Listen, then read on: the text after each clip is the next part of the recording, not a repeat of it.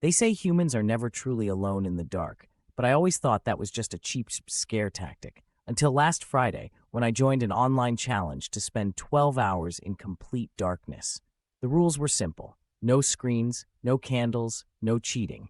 My room became a void, and with nothing but my own breath and heartbeat for company, I promised myself I'd make it through. But there's something they don't tell you about darkness. It listens. It waits. And sometimes it leaves something behind. The first few hours were easy enough. I counted the seconds, listened to the fridge hum in the next room, and tried to ignore the occasional creaks from the floorboards. But as midnight crawled past, the silence grew heavy, pressing into my chest. I started to sense it, the feeling of being watched, the cold drafts that slithered across my skin.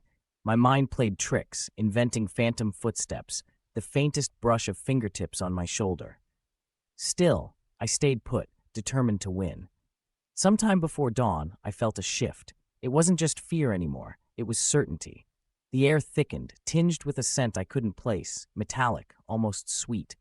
I kept my eyes open, but the darkness was absolute, swallowing everything.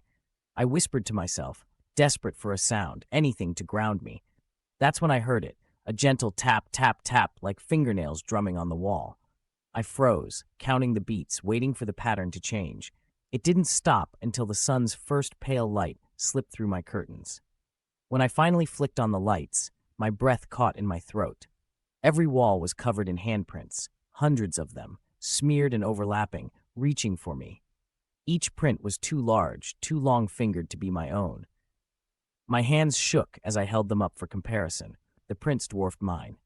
And then I noticed, in the center of my mirror, a single handprint pressed into the glass, perfectly clear, as if inviting me to look deeper. I haven't slept in the dark since, and sometimes when the lights flicker, I wonder if those hands are still waiting for their next challenge.